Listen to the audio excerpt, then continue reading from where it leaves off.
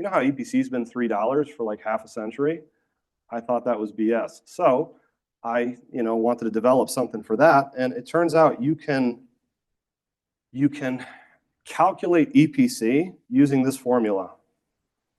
And this is free. You guys can take a picture of it, use it for yourselves. If you calculate your volume of VOC containing runoff, and then you divide that by the disposal fee of a standard 55-gallon drum, you'll get your real EPC. And what I discovered when I did this math by state is depending on what state you're in and how expensive it is to dispose of that drum and how much runoff you have, EPC is actually really between $8 and $30.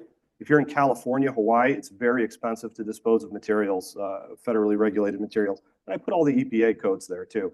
Now, I'm not saying 2025 is the year that shops are going to make a killing on EPC of all things, but for crying out loud, these are federally regulated materials. You shouldn't be losing money on them. And I think right now, everyone's losing like $10, $20 on EPC at least.